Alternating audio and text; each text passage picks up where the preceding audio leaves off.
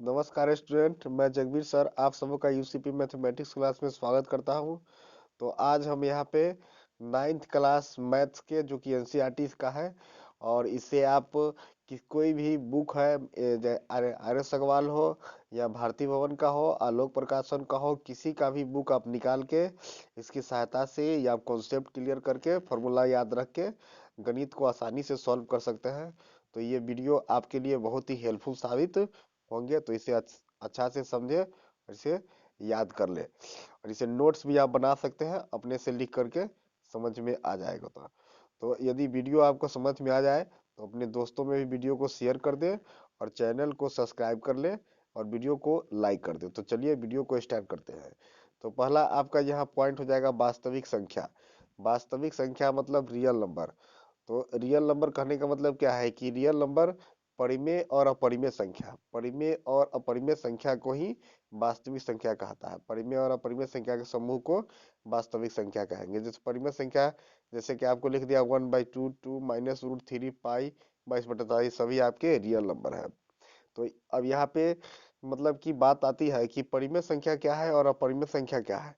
तो इन सभी को हम यहाँ पे जानेंगे। परिमेय संख्या, परिमेय संख्या वैसी संख्या जिसे p/q के रूप में p/q के रूप में लिखी जा सकती है, जहाँ p और q कोई पूर्णांक हो और q not equal to zero हो। q का मान जो है जीरो के बराबर नहीं होगा।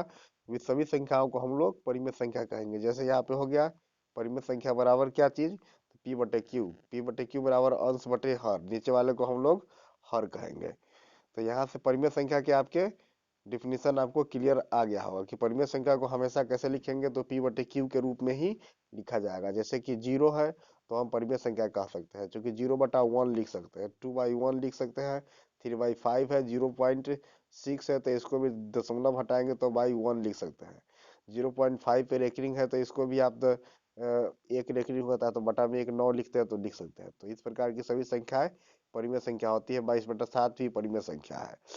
उसके बाद हम लोग जानेंगे कि अपरिमेय संख्या क्या है। तो अपरिमेय संख्या हो गया, इसे p/q के रूप में नहीं लिखा जाता है। परिमेय संख्या को p/q के रूप में लिखा जाएगा, इसे p/q के रूप में नहीं लिखा जाता है। तो यहाँ पे √2 है, √3 है, √5 है, 2 + √3 है, 5 - √7 है, 1/√2 है, 2 √2 है, इत्यादि सभी संख्या जो है ये परिमेय संख्या है। पाई का भी समूह जो भी हो जाएगा माइनस प्लस में सभी परिमेय अपरिमेय संख्या ही होगा।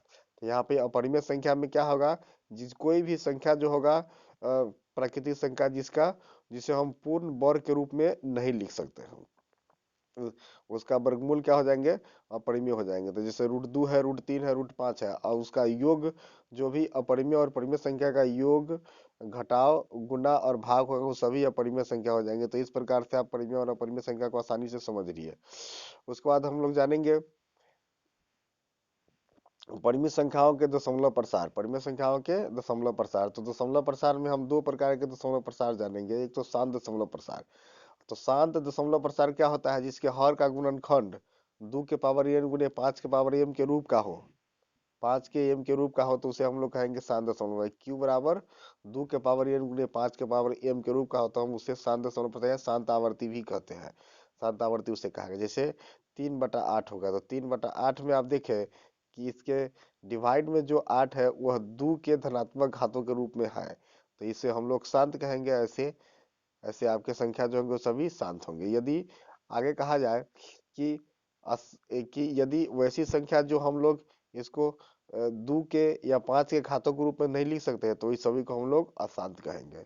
यदि परिमेय संख्या का हर का गुणनखंड 2 के पावर n × 5 के रूप में न हो तो उसे अशांत आवर्ती कहते हैं। जैसे यहाँ पे परिमेय संख्या p/q को q नॉट इक्वल टू 2 के पावर n × 5 के रूप में लिखा गया, जिसे 5/21 है। तो 21 को आप ज्यादा से ज्यादा कैसे लिख सकते हैं, 5/3 × 7 लिख सकते हैं। न तो इसमें 2 है और न ही 5 है। यदि 2 और 5 हो तो उसके अलावा भी दूसरी संख्या कोई नहीं हो, तो जैसे ये सभी संख्या आपके हो जाएंगे अपरिमेय संख्या। अपरिमेय संख्याओं के दशमलव प्रसार।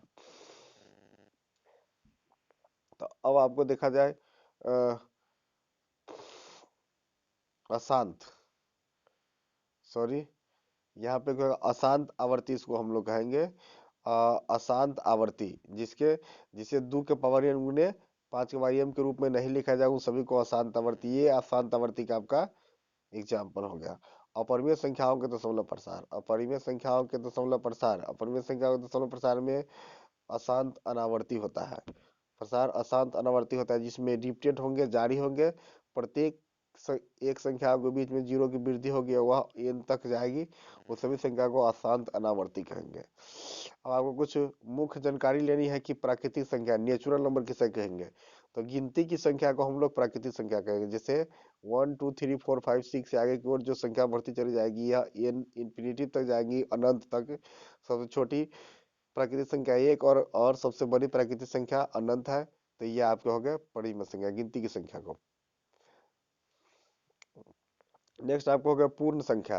पूर्ण संख्या कब, जब हम प्राकृतिक संख्या में एक को शामिल कर ले, मतलब शून्य से यदि जो संख्याएं शुरू होती है तो उसे हम लोग पूर्ण संख्या कहते हैं। तो यहाँ पे शून्य और प्राकृतिक संख्याओं के समूह को हम लोग शून्य पूर्ण संख्या कहते हैं। इसे W से सूचित करेंगे, मतलब होल नंबर। तो होल नंबर आपका 1 से लेके इंफिनिटी तब तक जाएगा, इस सब को हम लोग पूर्ण संख्या कहेंगे। नेक्स्ट आपके हो गए, नेक्स्ट आपका हो गया पूर्णांक संख्या। ये आपका हो क्या चीज, पूर्णांक संख्या। पूर्णांक संख्या मतलब क्या होगा, ऋण शून्य एवं धन संख्याओं के समूह को ही पूर्णांक संख्या कहेंगे। इसे जेड से सूचित किया जाता है। इसे किससे सूचित करेंगे, तो जेड से। जे जेड जो हो जाएगा वह ऋण ऋण संख्या भी है, तो या माइनस से लेके प्लस तक और शून्य भी होगी। तो माइनस का भी हम लोग कह सकते हैं कि यह कोई लिमिट नहीं है, कितना होगा। तो यहाँ पे कहेंगे infinity to infinity. Infinity to infinity मतलब माइनस इन्फिनिटी से प्लस इन्फिनिटी तक। तो यहाँ से आप कह सकते हैं माइनस अनंत से लेके प्लस अनंत तक। माइनस में भी संख्या कितनी भी बड़ी हो सकती है और प्लस में भी कितनी भी बड़ी हो सकती है। तो उसके बाद हम लोग कहेंगे धनात्मक संख्या। तो धन संख्या को धनात्मक संख्या कहेंगे, ऋण संख्या को ऋणात्मक संख्या कहते हैं। ये तो निगेटिव पॉजिटिव पे होते हैं। योज प्रतिलोम कहेंगे यदि किसी भी पूर्णांक में अगर उसके ऋण पूर्णांक को जोड़े तो वो उस संख्या को उसका योज प्रतिलोम कहलाता है। जैसे ये प्लस माइनस ये बराबर आपका 0 हो जाता है। तो 1 2 3 4 5 6 कोई भी संख्या ले लिया जाए तो उसका विपरीत संख्या जो हो जाएंगे माइनस वाले, वो उसका योज प्रतिलोम कहलाएंगे। यहाँ पे ऋणात्मक एवं धनात्मक संख्याओं को संख्या रे पर आसानी से आप निरूपित कर सकते हैं कि यहाँ पे मूल बिंदु ओ से दाई ओर को धनात्मक और बाई ओर को हम लोग ऋणात्मक सूचित करते हैं बराबर में। परिमेय संख्याओं का निरूपण भी इसी प्रकार से किया जाएगा कि आपको संख्या पे जैसे बट्टा में आप लिख सकते हैं नीचे की ओर, इसके भाग करके जितना भाग उसे हम लोग परिमेय संख्या के रूप में उसको सूचित कर सकते हैं। नोट यहाँ से एक क्लियर करेंगे हम लोग कि किसी भी परिमेय संख्याएं और अपरिमेय संख्याओं के बीच में अनेक परिमेय या अपरिमेय संख्या होती है। उत्तरोत्तर आवर्धन मतलब क्या होता है उसके बारे में भी आप जान लीजिए। आवर्धन की शीशे की सहायता से, आवर्धन शीशे की सहायता से संख्या रेखा पर संख्याओं के निरूपण के देखने के प्रक्रम को ही उत्तरोत्तर आवर्धन कहते हैं। मैग्नीफाइंग ग्लास लिया जाता है जिसे जूम करके बड़ा करके हम संख्या रेखा पर के संख्याओं को देख पाते हैं, जिसे आवर्धन कहेंगे। यहाँ से हो गया आपका ए और बी दो वास्तविक संख्याओं के लिए, ए और बी दो वास्तविक संख्याओं के लिए सर्व समीकरण है। तो यहाँ पे कहा गया कि एन रूट ए बराबर बी है, एन रूट ए बराबर बी है। तो हम इस जो जो भी आपके घात के रूप में जो करनी दिया जाता है उसको हम उसके घात के रूप में भी लिख सकते हैं। तो यहाँ पे लिख सकते हैं ए के पावर एन बराबर बी, और यहाँ से क्रॉस अगर कर देंगे एन को तो दूसरे साइड में आपका यहाँ पे जो भाग में है तो वहाँ पे गुना में हो जाएगा। तो ए बराबर बी के पावर एन हो जाएंगे।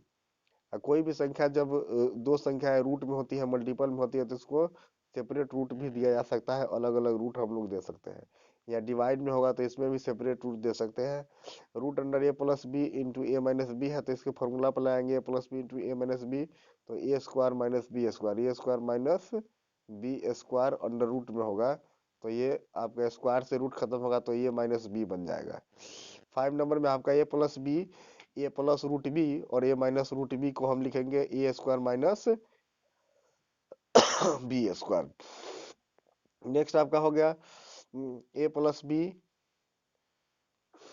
Root root a plus root b और root c plus root d. तो इसको आप गुना करके डायरेक्ट अलग अलग लिख सकते हैं।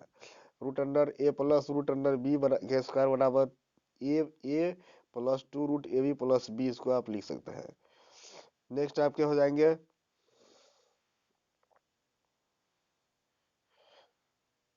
तो यहाँ पे वास्तविक संख्याओं के लिए कुछ घातांक नियम के सूत्र दिए गए हैं, जिसके बारे में हम जानेंगे। तो यहाँ पे दिया गया कि ए के पावर एम इंटू ए के पावर एन है। इसका मतलब कि बेस बराबर है तो उसके घात जुड़ जाएंगे, तो ए के पावर एम प्लस एन हो जाएंगे।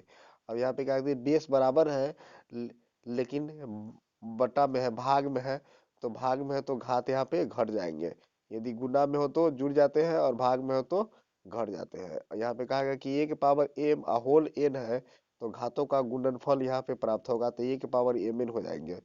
और यहाँ पे ए के power b, a to the power m और b to the power m है, तो यहाँ पे दोनों के ही घात बराबर है, लेकिन ये जो बेस है वो गुना में है, तो इसका बेस का जो होगा गुना हो जाएगा और घात आपका वही रह जाएगा।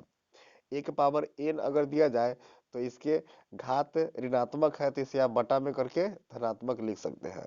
और किसी भी संख्या का पावर यदि शून्य हो तो उसे हम लोग कह सकते हैं कि वह संख्या एन है। अगर कोई संख्या अगर इस प्रकार से दिले ए के पावर एम बाई एन देले है, तो यहाँ पे हम एन को रूट दे सकते हैं, और इस प्रकार से आपके वास्तविक संख्याओं के लिए घातांक नियम क्लियर होते हैं। तो ये आपके 9वीं क्लास के पहली जो कि एनसीईआरटी को का निचोड़ है, वहां से वीडियो को बनाया गया है लेकर के सभी पॉइंट को। तो आप अगर ऐसे आप कंप्लीट कर लेते हैं तो आपको क्वेश्चंस बनाने में कोई कठिनाई नहीं होगी। तो 9th क्लास का पहला चैप्टर का ये आपका कंप्लीट नोट हुआ। तो मुझे आशा है कि आपको वीडियो अच्छा लगा होगा, समझ में आया होगा। तो इस वीडियो को जितना हो सके ज़्यादा से ज़्यादा अपने दोस्तों में शेयर कर दे और लाइक ठोक दे, और चैनल को सब्सक्राइब अभी तक नहीं किए तो सब्सक्राइब कर ले। नमस्कार, धन्यवाद।